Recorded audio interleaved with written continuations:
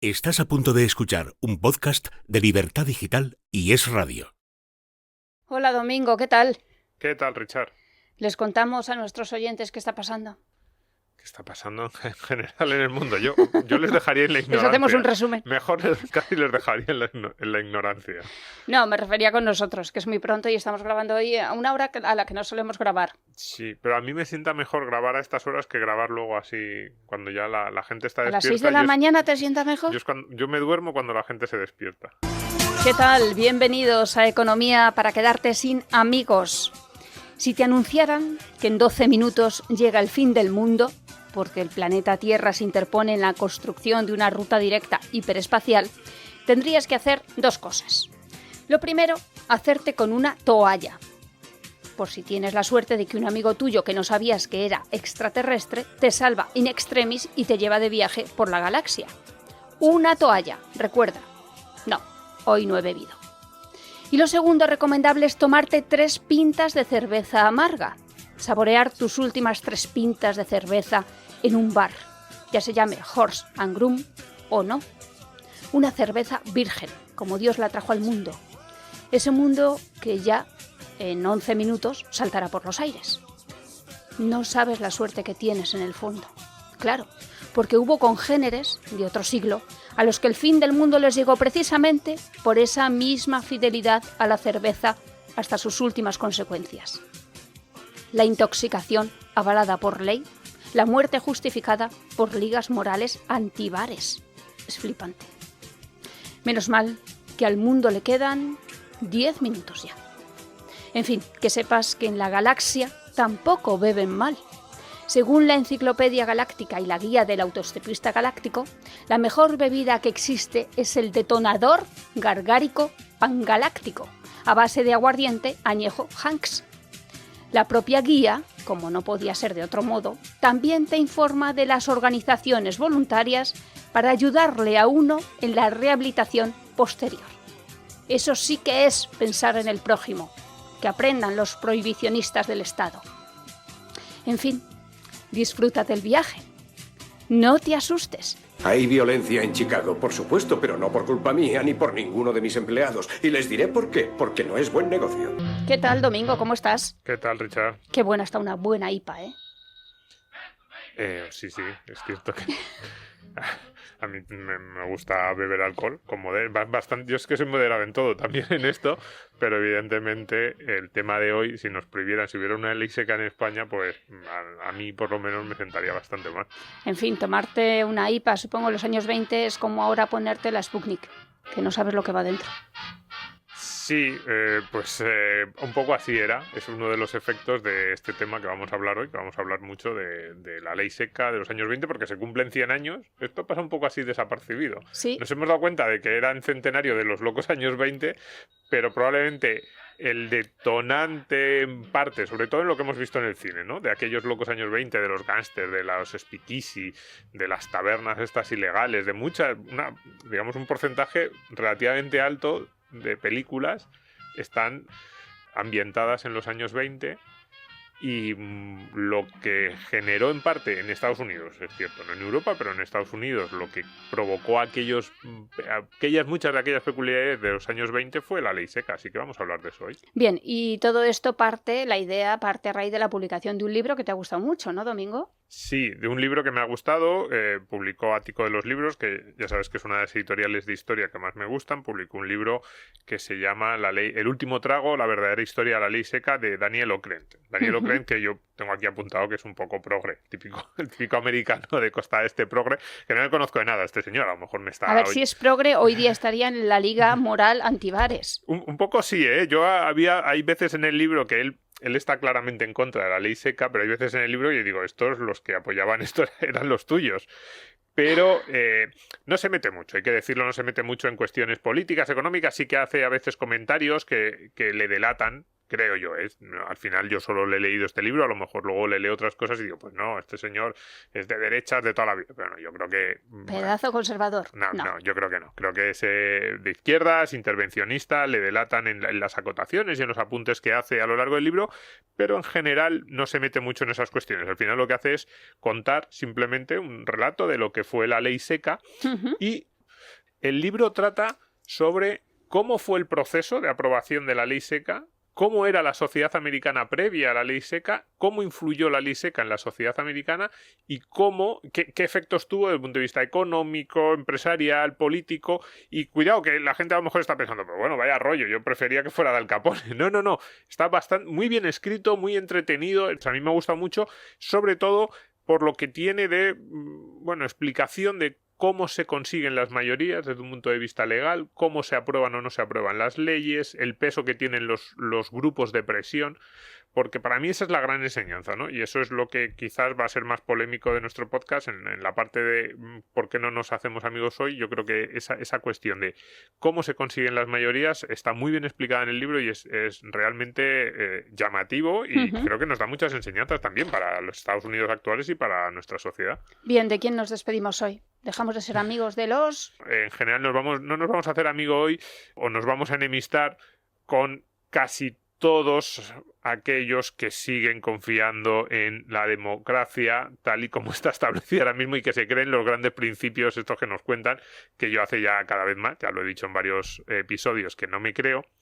Y hoy el ejemplo de la ley seca como ariete contra el absolutismo democrático, ¿no? Esta idea de que controlamos nuestras vidas con nuestro voto, que las mayorías toman las decisiones en nuestras sociedades. Las mayorías toman las decisiones. Somos dueños de nuestro destino. El gobierno nos representa, cuidado, y aprueba leyes en nuestro nombre. Todo esto es mentira. Y entonces, hoy como lo vamos a decir, todo esto es mentira, pues me imagino que un porcentaje relativamente alto de la audiencia se asustará. Bueno, la ley trans es un ejemplo.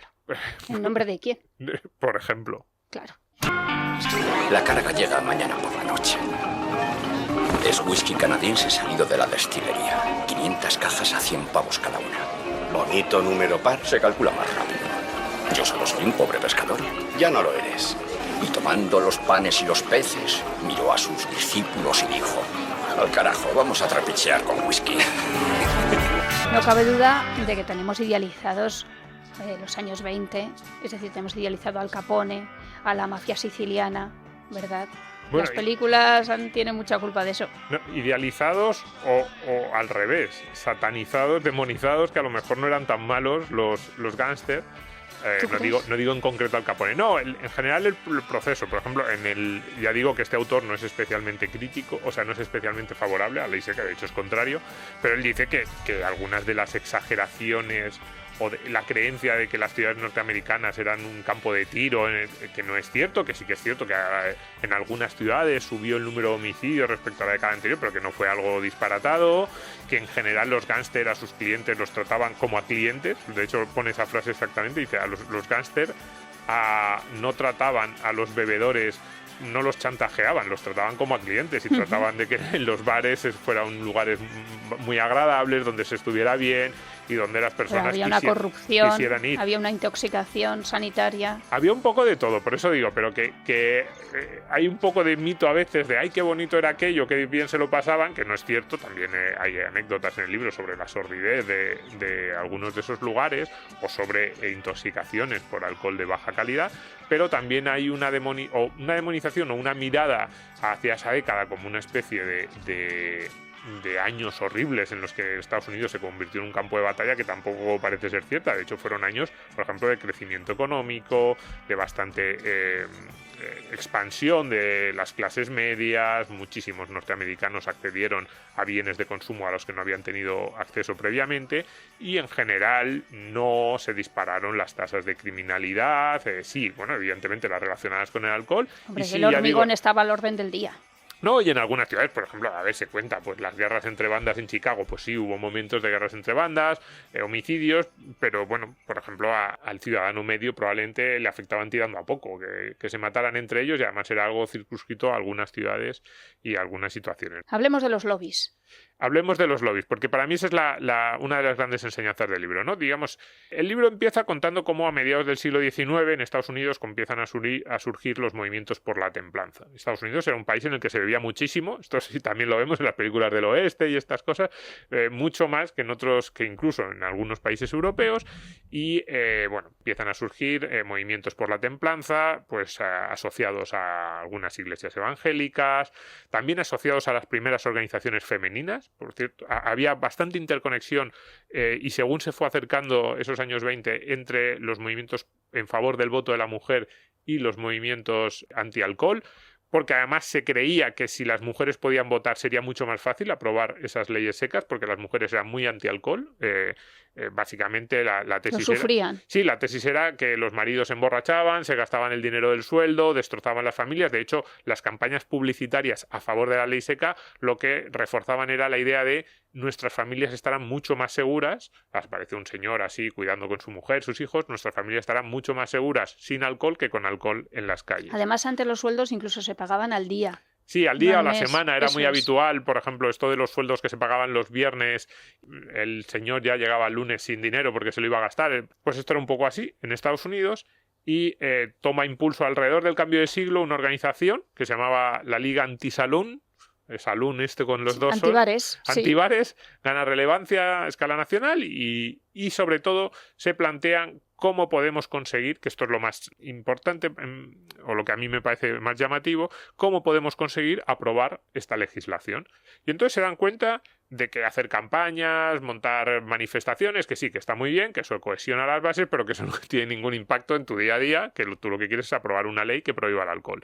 Y entonces, ¿qué hacen? Dicen, nos vamos a fijar como objetivo que haya cada vez más representantes en las dos cámaras, en la Cámara de Representantes y en el Senado, también como gobernadores, que sean secos, que quieran aprobar una ley de estas características.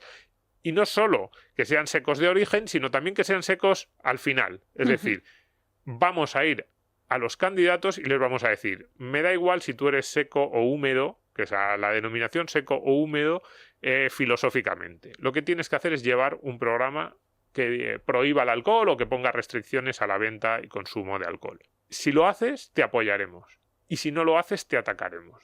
Y esta liga antisalón, con Wayne Wheeler, su líder, empiezan a ganar muchas elecciones. Y empieza a haber muchos candidatos que se dan cuenta de que tener enfrente a... De que lo seco es fértil. Sí, que empiezan a darse cuenta de que tener enfrente a Wayne Wheeler... Por cierto, esto es casi sobre la condición humana, ¿no? Y sí, es verdad. La historia de Wayne Wheeler es interesante por lo que nos dice sobre la transitoriedad de la gloria del mundo. Casi. Por eso digo, me pongo filosófico.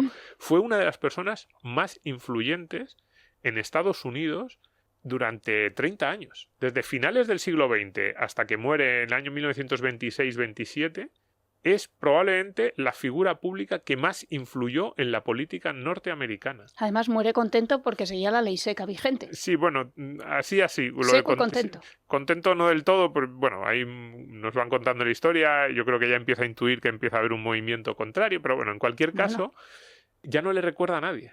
Esto es un paréntesis, simplemente. Es muy llamativo que alguien que durante tantos años fue tan influyente en el país más importante, también en aquel momento ya iba creciendo Estados Unidos, se iba convirtiendo en la primera potencia al que le del mundo, debemos tantas pelis, al que le debemos tantas películas, tantas novelas, historias, pues quizás la figura más importante, que no tuviera un cargo público más allá de los presidentes, pero que más influyó, que más aparecía en la prensa, que más presente estaba en la vida pública durante un cuarto de siglo, no fueron un par de trimestres, no, un cuarto de siglo largo, y ahora es prácticamente desconocido. Pero bueno, cerramos este paréntesis. Pero volvemos a la ley seca. Bien. Esta liga antisalón y este Wayne Wheeler, que fue tan importante, empieza a presionar a candidatos. Claro, alguien dirá, pero si la ley seca no era popular o no era mayoritaria, ¿darían igual que apoyar o no apoyar a esos candidatos? No era tan claro, porque en Estados Unidos, el sistema electoral que tienen, pues demócratas contra republicanos, mucha gente votaba demócrata o republicano por defecto. Es decir, no iba a cambiar de partido por el apoyo que un candidato tuviera a un tema que tampoco era tan importante en algunos momentos, luego ya sí lo fue según se fuera acercando su aprobación, pero al principio no era tan importante como era la ley seca. Y entonces, ¿qué ocurría? Que esta liga antisalón apoyaba tanto a candidatos demócratas como a candidatos republicanos en función de cuál fuera su posición respecto a la ley seca.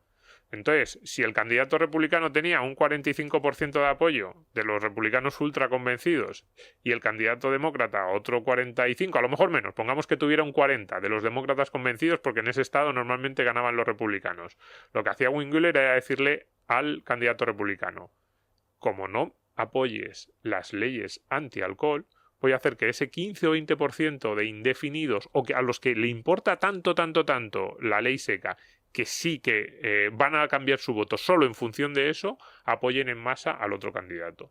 Y haciendo eso, dirigiéndose a un segmento del electorado pequeño, a lo mejor un 10, 15, 20% en cada estado, pero eso sí, muy concienciado y que le daba una importancia radical a un solo tema, en este caso las leyes contra el alcohol, Wayne Wheeler consiguió que cada vez más en las cámaras estatales y luego en las cámaras a nivel nacional fueran entrando candidatos secos, candidatos que tenían, además, no solo candidatos secos, sino candidatos a los que él les recordaba continuamente: vuestra prioridad ya no es una cuestión más dentro de vuestra agenda política, tiene que ser casi vuestra primera prioridad aprobar leyes contra el consumo, la producción del alcohol, porque además se fueron aprobando primero en los estados, no fue un proceso de la noche a la mañana, sino que fue poco a poco, y efectivamente lo consiguieron. En 1917 los secos consiguieron que se aprobara la 18ª enmienda a la Constitución, y pues lo hicieron así, a base de una mezcla de intimidación electoral, intimidación entre comillas, porque básicamente lo que ellos, o sea, es legítimo ir a un candidato y decirle: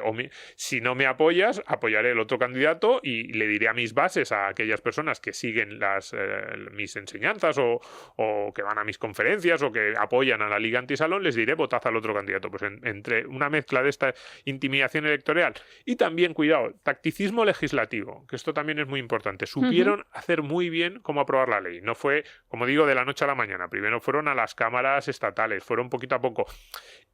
Al principio no parecía que fueran a prohibir todo el alcohol. De hecho, en el texto de la enmienda se hablaba de licores embriagadores, y entonces no estaba claro si solo se iban genérico, ¿no? Claro, si se iban a prohibir solo el alcohol de alta graduación y la cerveza, el vino se iba a permitir, con lo cual muchos votantes en un momento dado pues podían pensar que no sería tan grave, o que bueno, pues a lo mejor a los bebedores ocasionales pues decían: bueno, si solo se va a prohibir la embriaguez, a lo mejor determinadas cantidades de alcohol si se admiten. Luego no, luego la realidad es que cuando hubo que detallar qué significaba licores embriagadores, se especificó que fuera todo tipo de alcohol de cualquier graduación. Claro. Pero a la hora de aprobar la norma, a la hora de que el votante votara o no votara de una enmienda, o más que el votante, los representantes que estaban en las cámaras estatales y en la Cámara de Representantes y en el Senado, pues sí que se les hizo ver que ese texto de licores embriagadores daba amplitud de interpretación y hacía que a lo mejor algunos secos no muy radicales votasen a favor de una redacción más contundente, no habrían votado a favor. Se vendió mucho como que esto lo único que se estaba haciendo era devolver el poder a los estados, que esto también a muchos políticos americanos les gusta mucho, ¿no? Se les dijo: no pasa nada porque aprobemos esta enmienda en el Congreso de los Estados Unidos, porque la clave la van a tener las legislaturas estatales, que es verdad, las cámaras de cada estado luego tenían que ratificar la enmienda, y hasta que no la ratificaron 36, creo que eran, de las cámaras estatales, no estoy seguro del número, pero creo que eran 36, no se aprobó.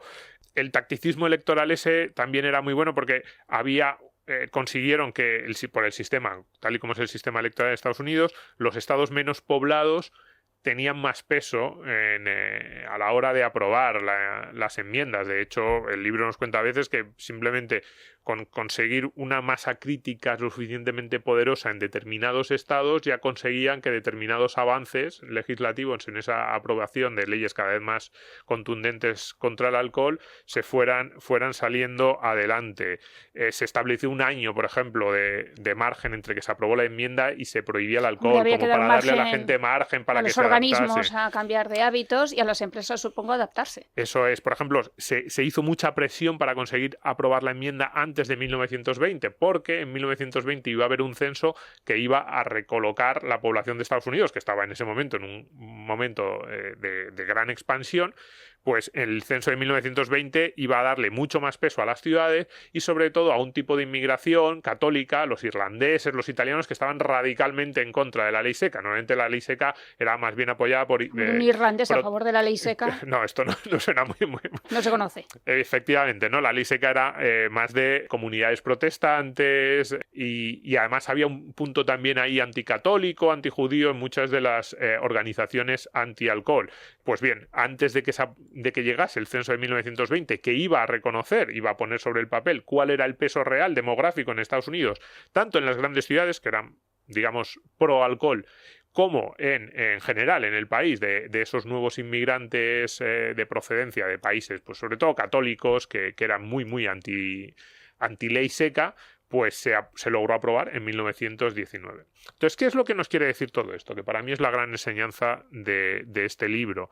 Pues la primera es que sus propios promotores reconocían, algunos, otros no, otros decían, no, somos la mayoría, pero muchos de ellos reconocían que no tenían el apoyo de la mayoría de la población o que estaba muy en entredicho si tenían el apoyo de la mayoría de la población y que por eso tenían que maniobrar, pues conseguir que la ley se aprobara antes del censo de 1920 para que no se reflejase en ese censo cuál era la realidad del votante, para que los votantes que elegían a los representantes pues estuvieran el reparto en las cámaras no reflejase la realidad de la población, sino la realidad del censo anterior.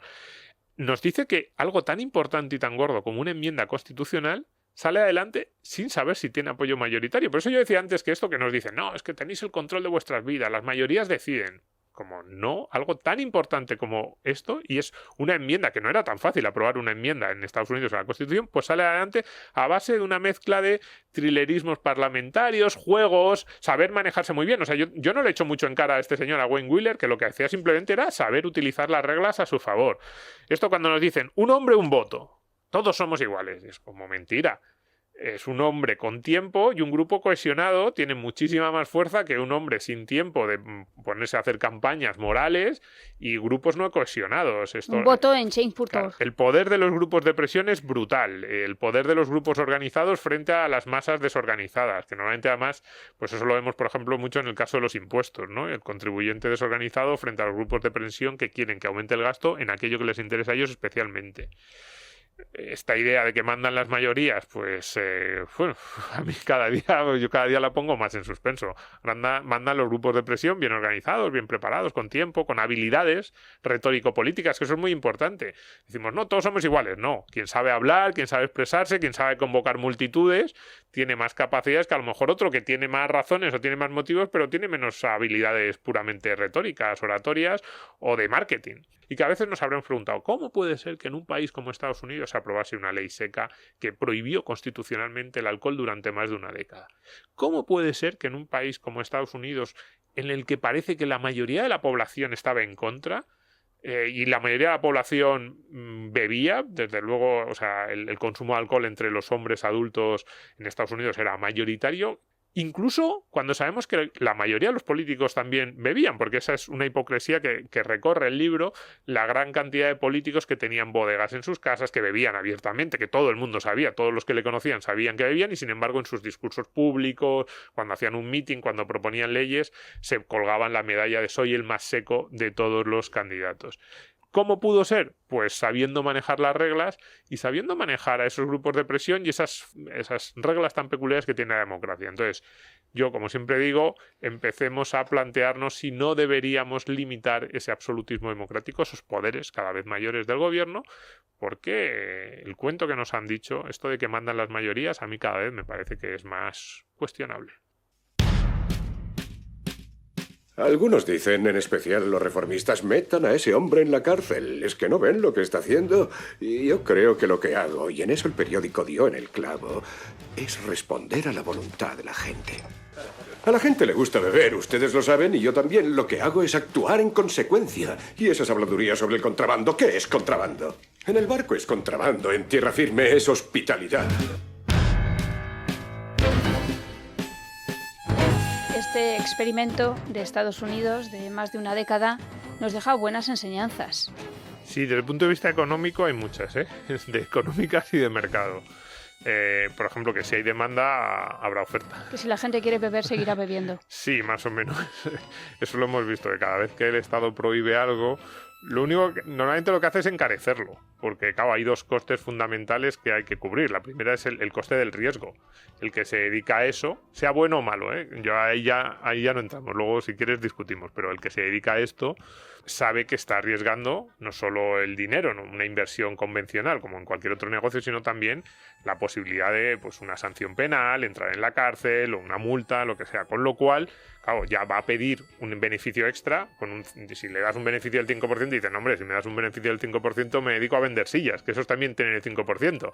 Si algo legal tiene un beneficio normal del 5%, para hacer algo ilegal te van a decir, pues dame el 15, el 20 o el 25%, porque si no, no me compensa, si no hago lo legal y no me meto en líos. Y luego, en segundo lugar, un coste adicional que es, más allá del riesgo legal, tienes que sortear a la ley y eso tiene implícitos cortes. Pero si tú vendes sillas, pues las metes en un camión y tiras por la carretera principal y no pasa nada. Si vendes alcohol, a lo mejor tienes que meterlo de contrabando por un camino de montaña, luego que el camión vaya también por carreteras secundarias, a hacerlo a las 3 de la mañana cuando no está la policía viéndote. Todo eso encarece el producto. Entonces, la suma de las dos cosas, evidentemente, hace que sea La corrupción. más complicado y un poco como la corrupción. Las comisiones. Hace más complicado vender y hacer la y lo vista encarece. gorda. Y Eso encarece mucho, claro. eso lo habla mucho el libro, es bastante interesante. Pero luego también hay una parte más divertida, ¿no? Casi de esto ya, yo creo que es de naturaleza humana, sobre cómo este tipo de leyes, cómo se sortean este tipo de leyes cumpliendo con la letra de la ley, pero saltándotela, porque además, sobre todo en actividades,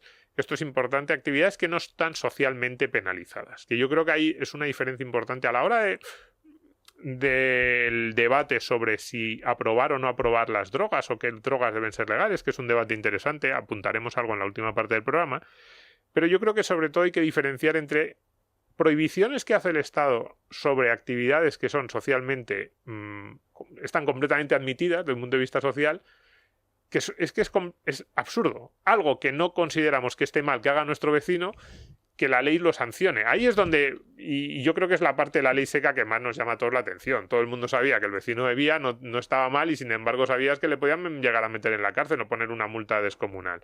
Y entonces, ¿qué ocurre? Pues que las empresas empiezan a sortear eso y los clientes. Por ejemplo, divertidísimo lo que pasó con el cultivo de uva. En los meses anteriores a que entrara en vigor la ley seca, muchos agricultores en California empezaron a arrancar vides, porque decían, bueno, si ya no vamos a poder hacer vino, esto se va a hundir. Y sin embargo, los que mantuvieron las vides se forraron. ¿Por qué? Porque estaba prohibida la venta de alcohol, pero no la venta de la uva. Y entonces lo que ocurrió fue que empezaron a vender uva a mansalva a gente que cogía la uva y hacía el vino en su propia casa. Claro, en la bodega pues montaba ahí los toneles. A lo mejor no era tan bueno como el vino que hacían los agricultores, los viticultores antes de la ley seca, pero oye, aquello se podía beber. Eso es una costumbre que se mantiene en Estados Unidos. Por ejemplo, hacer cerveza casera. La cerveza casera y algunas bebidas caseras derivadas de la fruta sí que estaban permitidas, sobre todo porque había mucha costumbre, por ejemplo, en el campo de la sidra.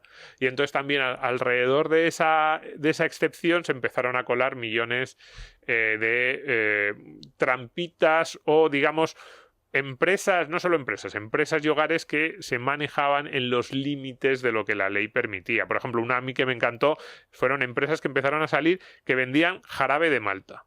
Y entonces tú dices, ¿pero por qué vendían jarabe de malta? Bueno, porque vendían jarabe de malta y luego también vendían las mismas empresas levadura.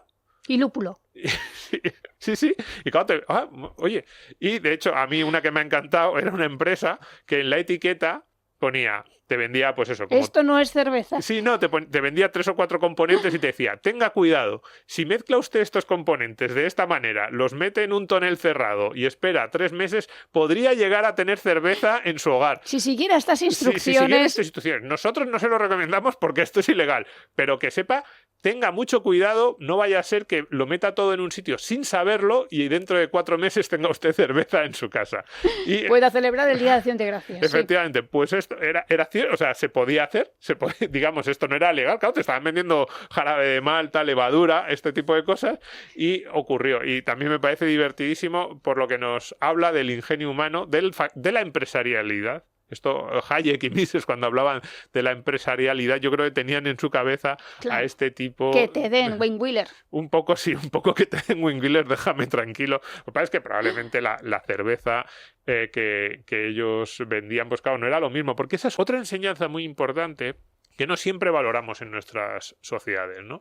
El valor de las marcas y el valor de los nombres y del prestigio empresarial o el prestigio de una compañía.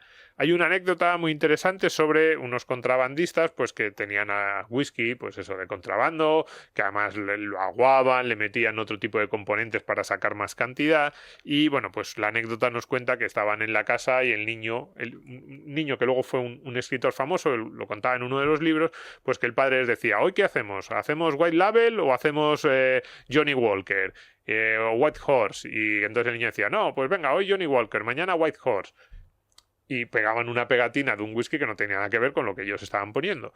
Claro, ¿qué es lo que nos dice esto? Uno, la calidad es la primera víctima de las prohibiciones. Esto también, pero en los mercados, mercados de pisos. Es decir, ¿qué es lo que ocurre en aquellos países que establecen controles a los alquileres? Que los pisos empiezan a degradar, que los contratos empiezan a hacerse bajo cuerda, que si el inquilino tiene un día un problema gordo con el casero no puede demandarle en ninguna parte, con lo cual hay más miedo por parte del inquilino porque sabe que no va a tener un recurso legal convencional porque lo que están haciendo está prohibido. Entonces, clarísimo. Y luego que se diluye ese control que todos tenemos, digamos un control indirecto, que son las marcas. Las marcas nos dan un enorme poder al consumidor porque sabemos que si una determinada empresa, una determinada enseña, una marca comercial, deja de cumplir con sus controles de calidad, puede tener un castigo muy importante.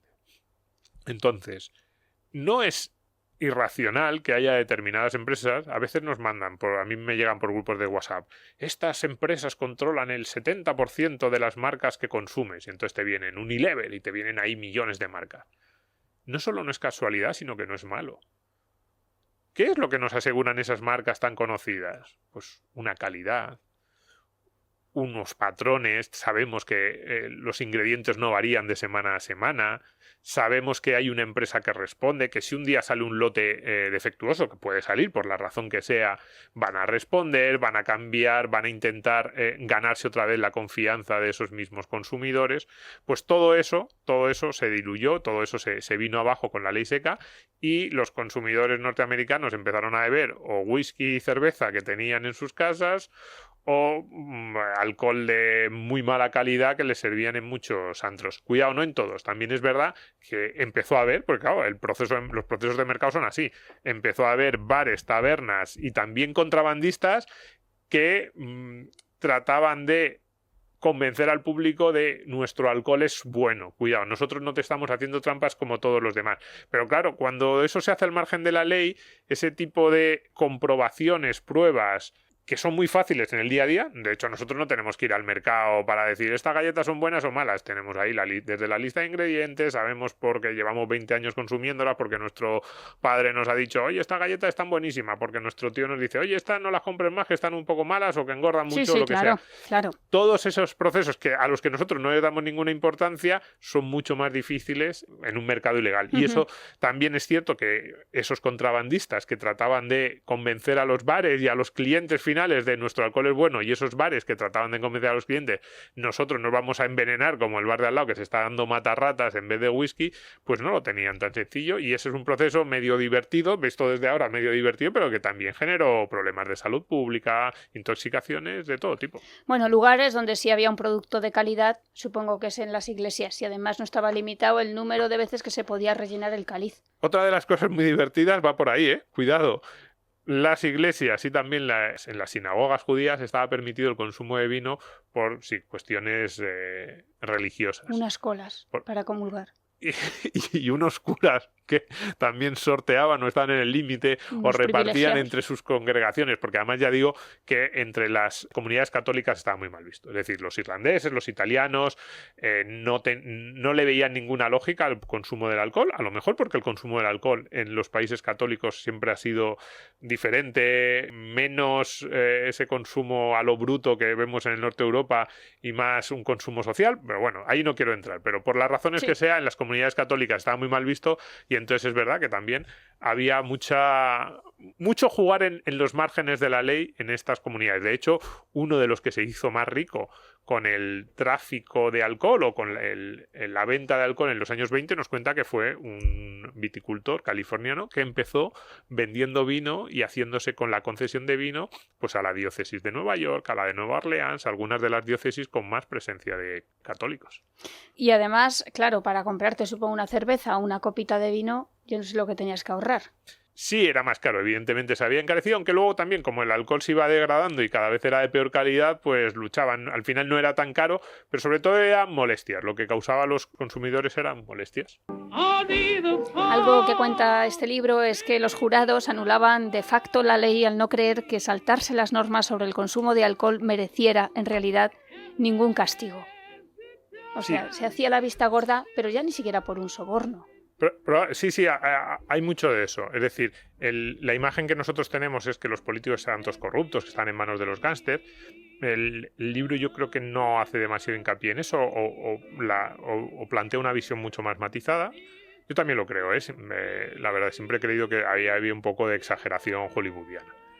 Tensión dramática que se llama. Pero sí hay 3 fenómenos importantísimos sobre lo que es la vida en sociedad, el Estado de Derecho, que sí que son muy importantes. Lo primero es esta lógica de que como era algo que socialmente no estaba mal visto, los jurados, los jueces, incluso los propios legisladores, muchos legisladores no se creían la ley y o no la aplicaban mal o tarde. Por ejemplo, cuenta muchos en algunos estados en las que la mayoría de los votantes eran húmedos, pues directamente no se aprobaban leyes de aplicación, con lo cual tú tenías una enmienda que en teoría era de obligado cumplimiento. De hecho, no solo la enmienda, estaba también la ley Volstead, que era de obligado cumplimiento en el conjunto de Estados Unidos, pero luego sobre el detalle había que aplicar normas, reglamentos, leyes a nivel estatal o a nivel local. Pero si no se aprobaban, quedaban ahí un vacío legal, era algo como que estaba prohibido, pero no se acababa de perseguir. Lo cual le generaba muchísima injusticia, porque al final había muchísima arbitrariedad también. ¿Quién acababa detenido? ¿Los más malos, los grandes contrabandistas o los más tontos, que simplemente estaban en el lugar equivocado o en la ciudad más dura o que más aplicaba las leyes? Los que estaban más borrachos ese momento en el bar. Sí que, en el momento de la redada, ¿no? Y eso genera injusticias y también una sensación de miedo continuo, ¿no? Porque dices, en esta ciudad normalmente no se aplica la ley seca, puedo ir al bar de la esquina y tomarme una copa con tranquilidad, lo llevo haciendo 10 años, pero de repente, si en mitad de esa noche tranquila, que tú piensas que es como la de los 10 años anteriores, al jefe de policía le da por hacer una redada, porque venga, hoy sí que lo vamos a perseguir, algo que llevas haciendo 10 años con normalidad, te cazan, te ponen una multa enorme, incluso había penas de cárcel por consumo de alcohol, cosas que ahora mismo nos llaman la atención. No solo eso, como la ley se estaba mal aplicando o no llegaba a todos los lugares en los que sus promotores creían que tenía que llegar, se empezaron a endurecer en algunos lugares tanto las actuaciones policiales como la interpretación del derecho. A mí esa es la parte que me parece más preocupante. La segunda cuestión la primera decíamos, la arbitrariedad y esas leyes que a veces aplican, a veces no, pero luego también cómo se empezó a dar más poder y se empezó a interpretar los poderes que tiene el Estado sobre el individuo de forma cada vez más extensiva. Y eso es más peligroso, ¿no? Claro, sí, no, se habla de, por ejemplo, las escuchas telefónicas, empezaron con la ley seca. The Wire, antes. Cuidado, la entrada en los domicilios y la entrada en los bares, los primeros policías y los primeros funcionarios a cargo de la aplicación de la ley seca que entraron en domicilios se les llevó a juicio por, oiga, usted no tiene derecho, además en Estados Unidos eso lo vemos en las películas, usted no puede entrar en una casa porque sí, si no hay un indicio clarísimo, una evidencia de que se está cometiendo un delito. Pues se empezó a ampliar la definición, o más que la definición, la interpretación de cómo tenía que ser esa evidencia, y se permitió, y algunos jueces empezaron a permitir que cosas que parecían impensables, pues esa entrada... La patada en la puerta. La patada en la puerta, tanto de domicilio como el bar, se empezara a hacer con más normalidad, porque si no, la justificación que daban los promotores de estas normas antialcohol era es que si no es imposible hacerlo cumplir, o damos la patada en la puerta o nunca vamos a pillar a los que se la están saltando. Y es como, cuidado que ahí nos deslizamos por una pendiente peligrosísima, ¿no? Luego algo también que claro, surgió, pues porque es que es evidente, ¿no? Cuando se aplica este tipo de leyes, y es el crimen organizado, claro. Surgió el crimen organizado, que, cuidado, yo creo que no es tan grave como a veces parece viendo las películas, pero sí que incrementó su presencia en la sociedad norteamericana, también con impacto en la política, evidentemente. Lo que vemos de la corrupción, no es que todos los senadores de Estados Unidos estuvieran en manos de las bandas mafiosas, pero sí que se incrementó la presencia de ese crimen organizado y su presencia en general en la sociedad. Pero fíjate, no solo eso, sino una cuestión muy importante. ¿A qué se dedicaba el Estado y a qué dedicaba los recursos el Estado antes y después de la ley seca? Una estadística. A mí hay datos que me han llamado mucha atención. Por ejemplo, los fiscales de Estados Unidos empleaban la mitad de su tiempo, casi la mitad de su tiempo, en acusaciones relativas a la prohibición. Y la policía, muy parecido. Es decir, lo que nos cuenta el libro es que uno de los elementos que más daño causó a esta ley seca y que más hizo que el público, que al principio, bueno, pues lo había aceptado a lo mejor un poco con resignación o pensando a ver cuáles son los efectos, se empezó a mostrar en contra porque de repente la policía, en vez de estar persiguiendo lo que todos consideramos que está mal, así un poco... Sí, todos los recursos se invirtieron en esto, claro. Un porcentaje relativamente alto de recursos de la policía y de la justicia estaba dedicado a perseguir a gente que hacía algo que el común de los norteamericanos no pensaba que estuviera mal, que era tomarse una copa en su casa o en un bar. Entonces, claro, esto llamaba la atención. Dices, hombre, ¿cómo podemos estar perdiendo tanto dinero, tanto esfuerzo? Ya no es siquiera dinero, tiempo, esfuerzos y atención, pues eso, de algo tan importante como puede ser la policía o el sistema judicial, que se están acumulando los casos de otro tipo, o no estamos persiguiendo a los malos de verdad, que están haciendo otras cosas, porque estamos persiguiendo a gente por tomarse una copa. Y eso también es un efecto importante que también aparece. Cuando tú haces una ley un poco absurda y que además no sigue ninguna demanda social, rápidamente lo que tienes es que estás diversificando o estás distrayendo los recursos del Estado para hacer otro tipo de cuestiones. Y ya has comentado, Domingo, que lo de la lucha entre las bandas tampoco fue tan atroz como se cuentan las pelis. Eso sí, a ver, pero no fue tan atroz, es verdad, pero sí que, como tú decías antes, se incrementó la violencia y hubo incremento en las grandes ciudades, sobre todo, se disparó o subió el número... Disparó. En parte sí. Creció el número de homicidios y de determinados delitos violentos asociados al contrabando del alcohol en los años 20 respecto a lo que era habitual 10 años antes y 10 años después. El cemento no se prohibió, ¿no? El cemento no se prohibió. Porque eso hubiera sido una buena solución. Soy el cocinero. Soy el hombre que mató a Gus Fring. ¡Qué chorrada! El cártel mató a Fring. ¿Estás seguro? Ya lo ves. Ahora, di mi nombre. Heisenberg. Has acertado de pleno. Hay dos autores que a mí me encantan. Uno es Don Winslow y otro es Jorge Fernández Díaz. Y cuando los lees y cuando además ves un poco pues cómo está el tema de la droga, por ejemplo, en México, te das cuenta de cuántas muertes se evitarían si se legalizaran las drogas. Es brutal, es brutal. También podríamos prohibir los puentes y así no se colgaban los cuerpos. Yo ahí tengo opiniones encontradas, ¿eh? Fíjate que llevamos todo el programa diciendo que la ley seca fue bastante absurda. Pues eso, que malgastamos el dinero, que los policías estaban atentos a perseguir a gente que no hacía nada malo, que la gente se intoxicaba o tenía que fabricar la cerveza en su casa y acababa bebiendo una cerveza de mucha menos calidad. Que el Estado se inmiscuía en tu hogar. El Estado se inmiscuía en tu vida, en tu moral y en tu hogar, cosas contra las que nosotros estamos muy en contra. Y claro, parece que el corolario lógico es el que tú estás diciendo. O sea, digamos que hacemos una equiparación, y es una equiparación, además a mí me parece muy, muy sensata, decir, los mismos efectos o parecidos que había en los años 20 en Estados Unidos con la ley seca no son tan diferentes a los que escuchamos en México o en Colombia en la lucha contra las drogas. Y eso yo creo, en parte es cierto, pero yo haría dos matices. Bien. Lo primero es que yo diferenciaría mucho entre sustancias no penalizadas socialmente, iba a decir, pero sí penalizadas legalmente. Yo creo que eso no tiene ninguna lógica. O sea, yo lo digo así, yo es que soy del sector pringadete, así, o lo era cuando era joven, así, tolili, ¿no? Como dice Florentino.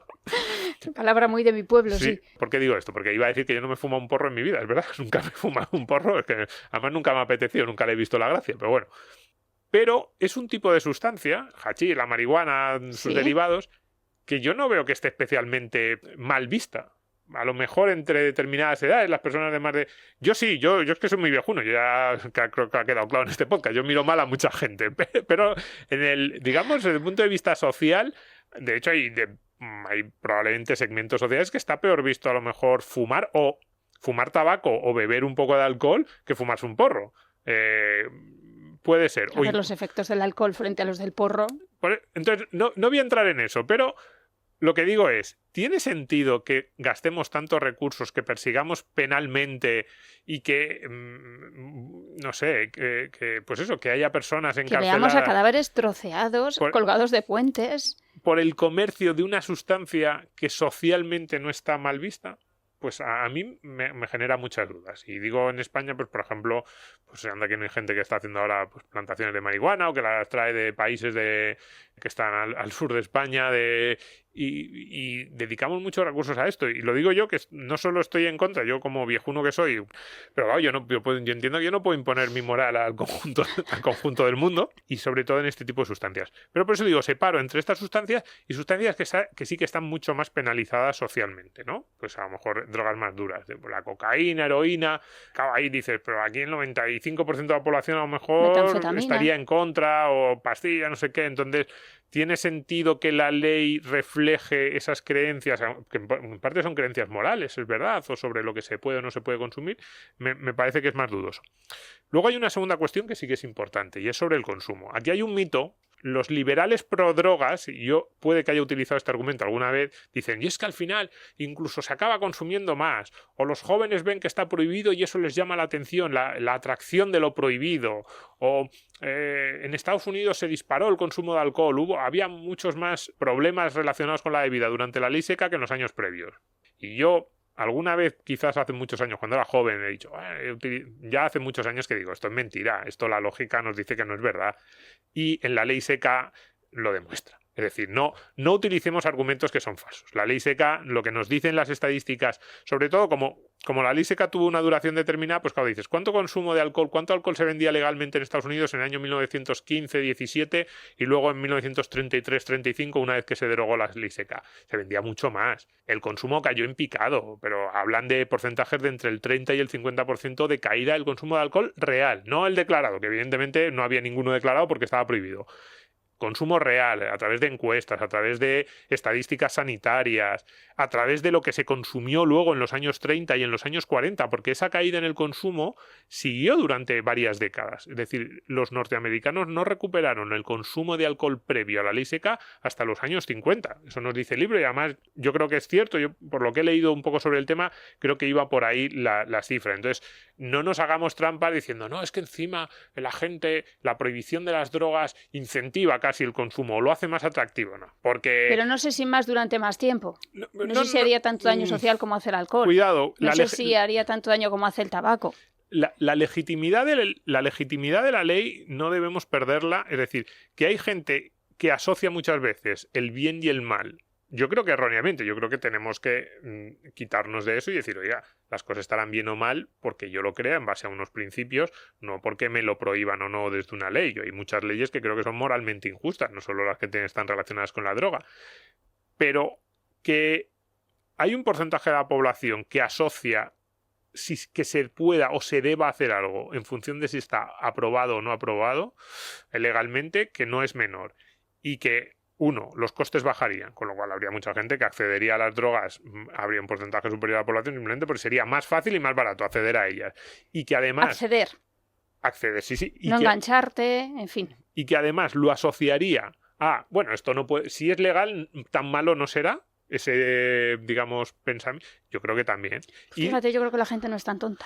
Pues yo creo que un porcentaje... Es el argumento que utiliza el político legislador. No es un argumento de tontería, sino que es un argumento de que vivimos en una sociedad. Por eso yo empezaba diciendo, cuidado, tenemos que salir mucho del marco mental en el que a veces nos movemos, pero sí que nos vivimos en una sociedad en la que se ha establecido que en parte la ley es una especie de moral consuetudinaria a la que todos deberíamos acercarnos. Yo creo que es mentira y lo que tenemos que hacer es decir, no, la moral debe ser mía individual, pero que yo crea que ese sea el objetivo, no sé si es la realidad del común de los mortales. Lo digo sinceramente, creo que hay un porcentaje de gente que diría, si es legal, tan malo no será, pues vamos a probarlo. Mira, con los libros no lo hacen.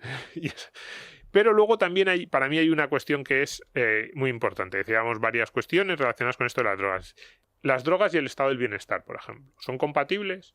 Y ahí ya sí que me voy a un argumento más liberal clásico. Claro, tú dices, yo me drogo. Y yo, como viejuno, así, señor de orden de toda la vida, te digo, muy bien, pues drógate. Pero eso sí, las consecuencias de tu drogadicción te las comes tú. Si las consecuencias buenas, que te lo pasas bien, pues para ti, pero eso sí, si las consecuencias malas también. Si mañana te quedas sin trabajo porque dejas de cumplir, porque a mí no me vengas. Ay, no, pero es que entonces, ¿y mi subsidio? ¿Y mi renta mínima? Oye, y si dentro de 40 años tu familia te ha abandonado porque no quiere saber nada de ti, porque tú desde los 30 a los 40 años has mantenido conductas asociales, pues a mí tampoco venga. Ay, no, pero ¿y mi pensión?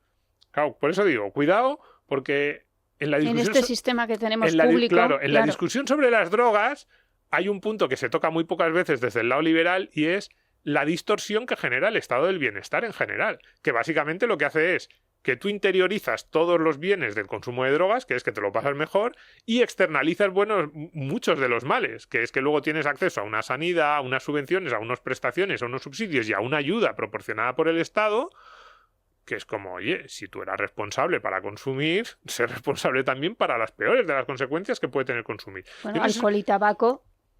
También, pero Ahora cuidado, mismo, ¿no? sí, pero cuidado porque con las drogas, por ejemplo, a mí el discurso que mantiene, por ejemplo, Escotado me parece impecable, incluso él, desde su propia individualidad y de su experiencia es personal. Impecable. Me parece impecable. Es que no se puede decir nada. Pero no me parece que sea el discurso mayoritario. El discurso mayoritario es, No lo sabes, si yo quiero consumir entre 20 y 25, consumo, pero las consecuencias que tenga eso a largo plazo en mi vida me las pagas tú. Bueno, y ahí yo pero me pongo un poco nervioso. Pero Digo, si hombre, te no, pasas, esto consumes... está feo. Ya, pero te pasas, consumes y a los 2 días pierdes tu trabajo, lo mismo si te planteas las consecuencias. Bueno, yo creo que en esta parte del consumo de drogas hay mucho libertario de un poco de pacotilla. O de, no, yo es que estoy a favor del consumo de drogas porque todos tenemos que ser libres. No te metas en mi vida ni en mi moral.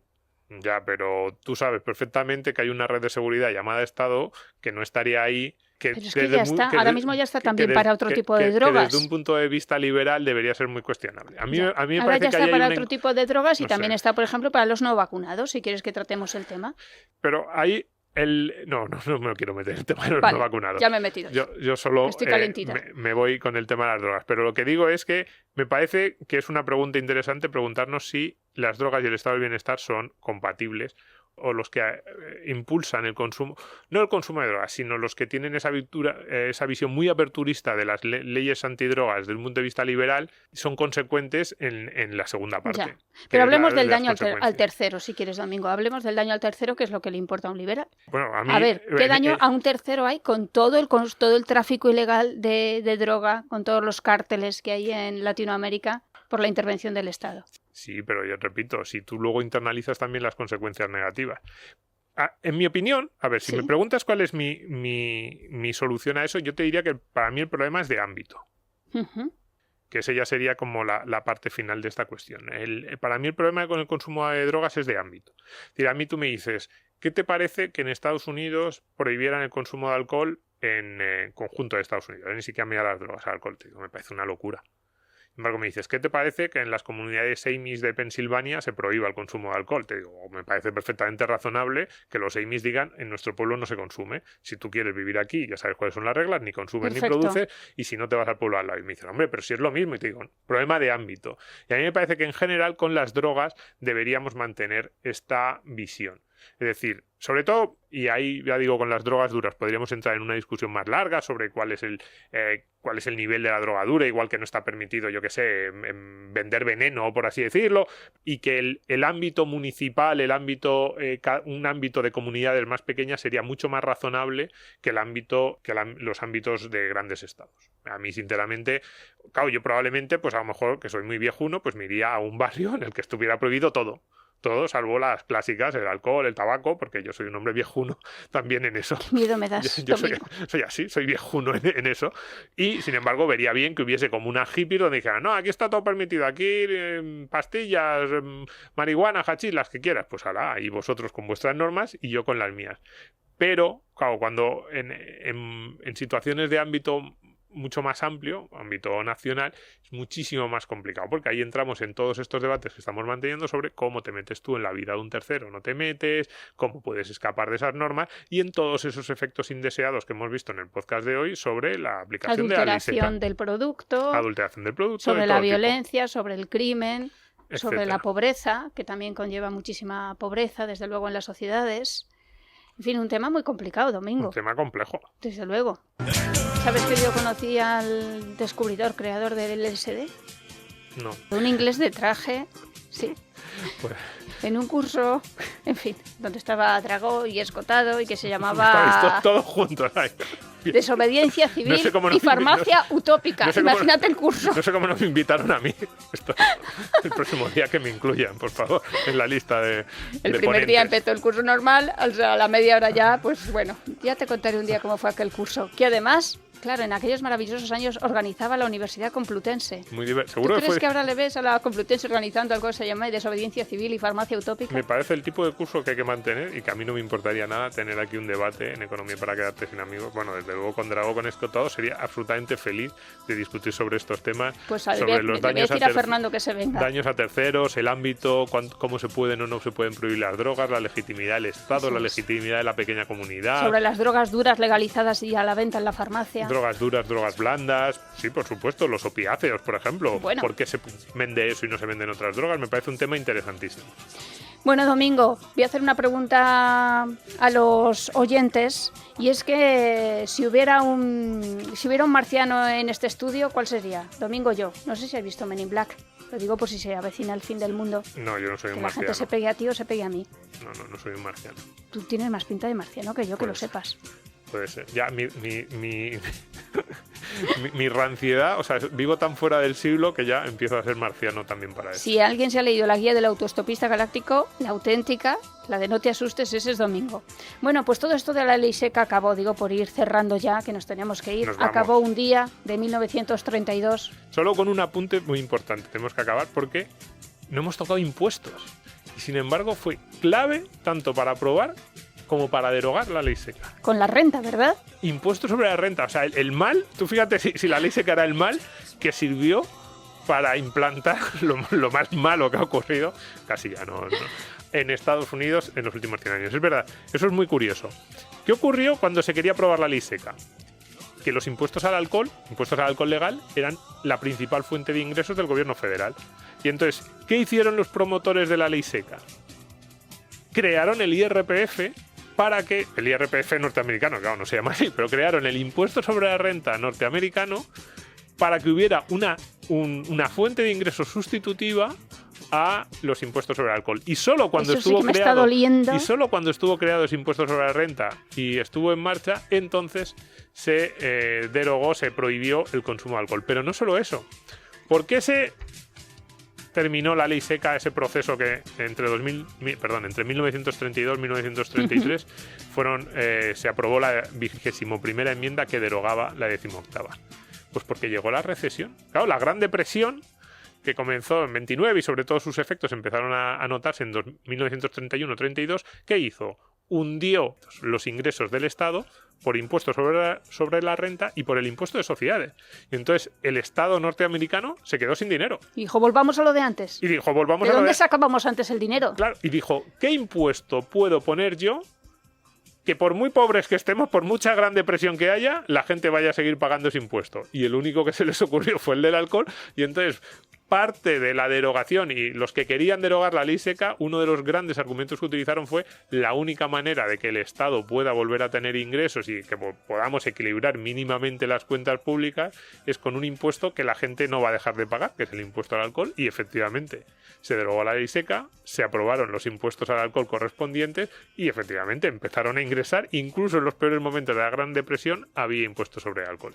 Por suerte, no para él, Wayne Wheeler ya no vivía Ya para no vivía. verlo. Bueno, no sé si por suerte, pobre hombre, a lo mejor le No, había para él gustado. no, por eso digo para él no, ni para su familia. Pero vamos, que se quedó muy a gusto. Pero Wayne sí, Wheeler. Wayne Wheeler ya no vivía y la Liga Antisalón y las diversas movimientos y asociaciones por la templanza pues perdieron buena parte de su importancia y ahora nos parecen algo anecdótico cuando durante 35 años fueron pues probablemente las organizaciones, asociaciones y grupos de la sociedad civil con más peso en la vida pública norteamericana. ¿Tú has pensado en lo que podríamos hacer con todo el dinero de la DEA?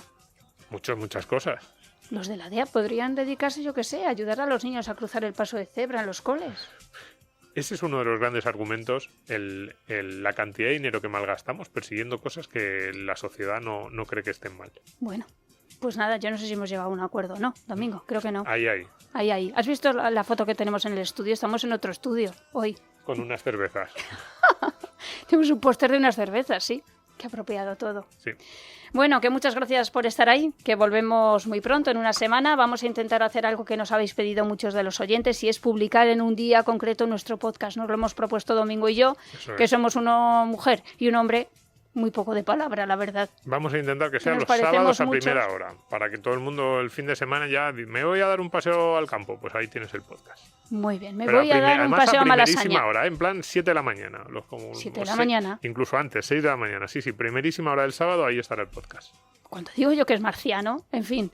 Bueno, que podéis seguir a Domingo en Twitter, @SorianoDomingo, también estoy yo por ahí, @nrichard, y que este programa se colgará, por supuesto, en nuestro periódico, en Libertad Digital, en la web de Es Radio y en cualquier plataforma, porque creo que ya están solucionados todos los problemas técnicos.